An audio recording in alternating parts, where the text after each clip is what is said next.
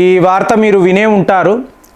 బంగ్లాదేశ్ యొక్క ప్రధానమంత్రి, పూర్వ ప్రధానమంత్రి అనకూడదండి, ఎందుకంటే ఇవాళ కూడా బంగ్లాదేశ్ యొక్క ప్రైమ్ మినిస్టర్ ఎవరు అంటే షేక్ హసీనా. సో ఈవిడకి వీళ్ళు మరణశిక్ష విధించారు. వినే ఉంటారు ఈ న్యూస్. సో ఇప్పుడు మనం ఎలా మాట్లాడాలి అంటే, ఈవిడికి మరణశిక్ష విధించారు కదా, ఈవిడ ఎక్కడున్నారండి? భారత్లో సురక్షితంగా ఉన్నారు. అదే ఇప్పుడు బంగ్లాదేశ్ ప్రజలు, మీకు ముఖ్యంగా ఈ విద్యార్థుల సంఘాలు, స్టూడెంట్స్ యూనియన్, వీళ్ళేం మాట్లాడుతున్నారు అంటే మహమ్మద్ యూనస్కి మరణశిక్ష. అంటే ఇక్కడ ఈవిడ సేఫ్గా ఉన్నారు, అక్కడ మహమ్మద్ యూనస్ను ఎవరు కాపాడతారు? ఒక్కసారి నువ్వు ఇంటి నుంచి బయటికి రా, తరువాత నీ సంగతి చెప్తాము.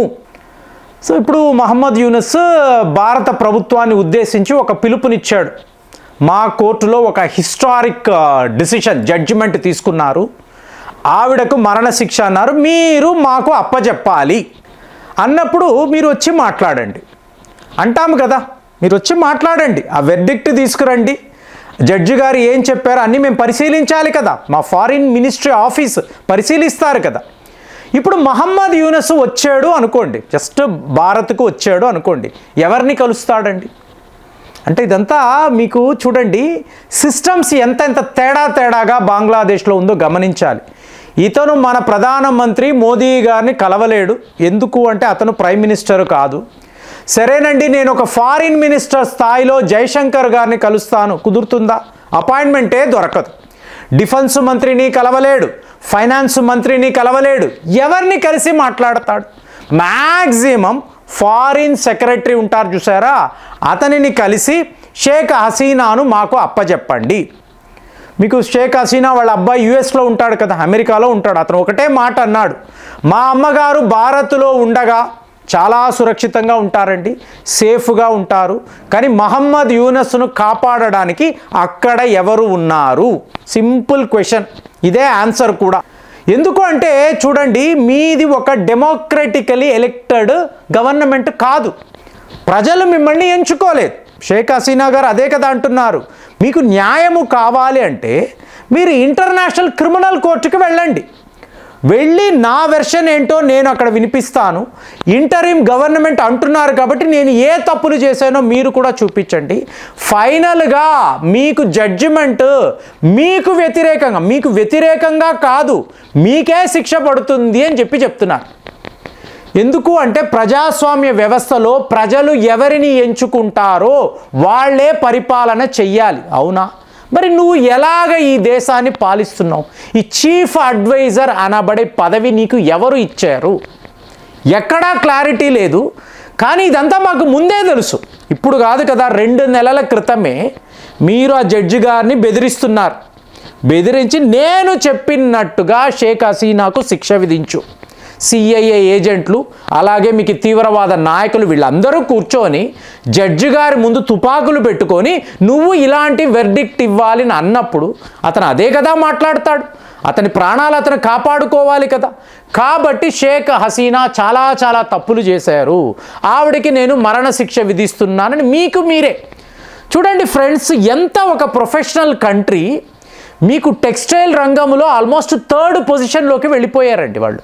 ఎందుకంటే మీకు లేబర్ ప్రైస్ చాలా తక్కువ, మీకు ముస్లిం మహిళలు అందరూ కూడా బిజీగా ఈ టైలరింగ్ చేస్తూ డిజైనింగ్లు చేస్తూ వాళ్ళు ప్రపంచ స్థాయిలో చాలా పేరు తీసుకొచ్చారు. బంగ్లాదేశ్ అంటే టెక్స్టైల్ గార్మెంట్స్లో నంబర్ 1 అండి, అద్భుతము. మీకు తైవాన్, చైనా, భారత్ లెవెల్లో వాళ్ళ టెక్స్టైల్ రంగము ఉందని అంత పేరు తెచ్చుకున్న వాళ్ళు ఇవాళ ఎలా అయిపోయారో చూడండి. సో సరైన పాలన, సరైన నాయకత్వము లేనప్పుడు ఒక దేశమో ఒక రాష్ట్రమో ఎలా కుప్పకూలిపోతుంది అనడానికి ఇవన్నీ మనం మాట్లాడాలి. ఇప్పుడు మనకు వచ్చే డౌట్, షేక్ హసీనాకు సంబంధించి బంగ్లాదేశ్ ఏం చెయ్యగలదు అంటే, ఆవిడను మీరు బంగ్లాదేశ్ పంపించండి అని వాళ్ళు అడుగుతారు, మనం పంపించమండి అంటాము. చట్ట ప్రకారము చూసేమో అనుకోండి, ఒక నాయకురాలు, అది పదవిలో ఉండే నాయకురాలు, ఆవిడ ఇలాగ అజులేం అంటాం చూసారా, ఆశ్రయం అడిగినప్పుడు ఒక దేశము ఇవ్వగలదు, ఆవిడకి ఆ ఇమ్యూనిటీ ఉంటుంది. కానీ అదే బంగ్లాదేశ్లో పరిస్థితి చూశారు అనుకోండి, ఈ స్టూడెంట్స్, ప్రజలు వీళ్ళు ఎంతలా తిరగబడుతున్నారంటే వార్తలు మీకు ఆ వీడియోస్ కూడా చూపిస్తాను. మీకు ప్రజలు మీకు కంట్రోలే లేకుండా అయిపోయింది. అంటే ఒక విప్లవం అని మాట్లాడుతున్నారు. మీకు మహమ్మద్ యూనస్ రోడ్డు మీదకి వచ్చి అతను నిలబడి ప్రజలను ఉద్దేశించి మాట్లాడగలిగితే అక్కడికక్కడ ఇతను ఉరిదీస్తారు. అంతలాంటి డ్యామేజ్. అంటే కరుడు గట్టిన తీవ్రవాదులు వాళ్ళ మీద ట్రయల్స్, వాళ్ళు ఇన్నిన్ని తప్పులు చేశారని ఆధారాలతో ప్రూవ్ చేసి ఇవాళ వాళ్ళకు జైలు శిక్ష అంటే ఎటువంటి ట్రయల్స్ లేకుండా వాళ్ళని క్లీన్గా వీళ్ళు విడిపించారు. విడిపించి భారత్కు వ్యతిరేకంగా, షేక్ హసీనాకు వ్యతిరేకంగా వీళ్ళని రెచ్చగొట్టారు. సో ఇవాళ వీళ్ళు అంతా బయట తిరుగుతున్నారు, స్వతంత్రంగా తిరుగుతున్నారు. అలాంటిది ఈవిడికి మరణశిక్ష అంటే ప్రజలు ఒప్పుకుంటారా? ఇంపాసిబుల్ కదా. కాబట్టి స్టూడెంట్స్ యూనియన్ అనండి, అలాగే మీకు ఆవామీ లీగ్ పార్టీ వాళ్ళ కార్యకర్తలు వేలలో ఇవాళ రోడ్ల మీదకి వస్తున్నారు. షూట్ అట్ సైట్ అని చెప్పి ఆర్డర్స్ ఉన్నాయి. వాకార్ హుర్ రెహమాన్ ఇతను ఆల్రెడీ సిఐఏ వద్ద డబ్బు తీసుకొని సైలెంట్గా తన గదిలో కూర్చున్నాడు. ఈ పని మనం కూడా చేయగలం, కానీ ఇంకా కూడా కొద్దిగా టైం ఉంది. ఫిబ్రవరిలో ఎలక్షన్స్ అంటున్నారు.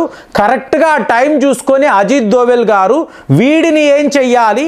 ఈ సిఐఏ ఏజెంట్స్ ఇవాళ బంగ్లాదేశ్లో ఎలాంటి పరిస్థితి అంటే పాకిస్తాన్లో ఉండే తీవ్రవాదులంతా ఒకవైపేమో తీవ్రవాదులు, ఇంకొక వైపేమో పోరాటదారులు.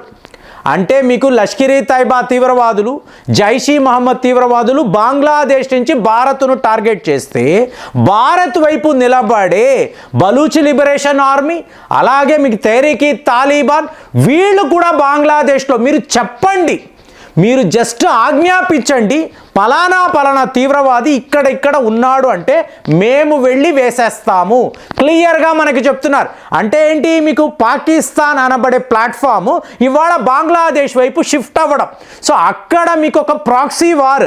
భారత్ ఇవాళ తన మనుషులతో మీకు బంగ్లాదేశ్లో ఏమేమి చెయ్యాలో క్లియర్గా ఒక ప్లానింగ్ ఉంటే, అదేలాగా అక్కడ ఉండే తీవ్రవాదులు కూడా మన మీద ఏం చెయ్యాలంటే ఇక్కడ ఒక యుద్ధమే జరుగుతుందండి.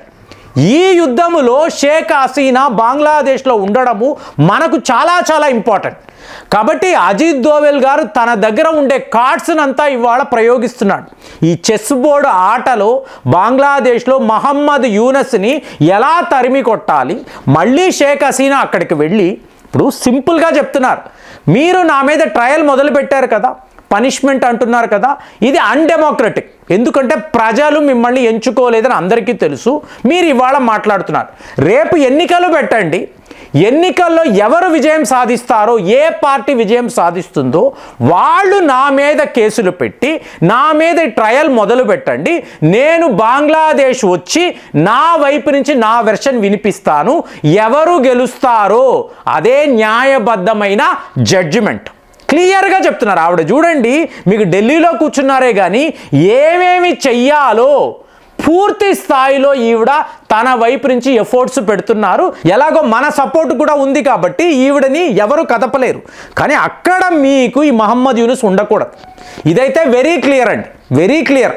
ఆఫ్ఘనిస్తాన్లో అనండి, బలూచిస్తాన్ అనండి, భారత్ వీళ్ళు కలిసిగట్టుగా ఒక పెద్ద నిర్ణయం తీసుకొని మహమ్మద్ యూనస్ని అక్కడి నుంచి తరిమి వేస్తే ఈ సిఐఏ కాదు, పాకిస్తాన్ కాదు, ఐఎస్ఐ కాదు, ఎవడూ కూడా మనల్ని ఆపే కెపాసిటీ లేదు. కాబట్టి మహమ్మద్ యూనస్ని ఇవాళ వీళ్ళు ఏం చెయ్యబోతున్నారు, ఇతనికి మేము మరణశిక్ష విధిస్తామని చెప్పి మాట్లాడుతున్నారు. చూసారా? ఒకవేళ ఇదే జరిగింది అనుకోండి, ఎవడి పాపాన వాడు పోతాడు అంటాం. చూసారా? వాడు ఎవడో పాపాన్ని మోస్తున్నాడు, వాళ్ళు చెప్పినట్టు మీకు పిచ్చి పనులు చేస్తున్నాడు. ఇవాళ భారత్నే ఎదిరించే కెపాసిటీ నాకుందని ఒక పిచ్చి నమ్మకంతో ఉన్నాడు. వాడికి ఏం జరగాలి, తగిన శాస్తి అంటాం. చూసారా? ఆ లెవెల్లో మహమ్మద్ యూనస్ అంటే ఎక్స్ట్రీమ్కి వెళ్ళిపోయాడు. మీకు ప్రధానమంత్రికే మరణశిక్ష అని మాట్లాడుతున్నాడు. మరి వీడికి ఎవరు మరణశిక్ష విధించబోతున్నారు? మీకు ఏమైనా ఐడియా ఉందా? మీరు కూడా ఆలోచిస్తున్నారా? కామెంట్స్లో రాయండి. మళ్ళీ వచ్చే వీడియోలో కలుద్దాం. జై హింద్.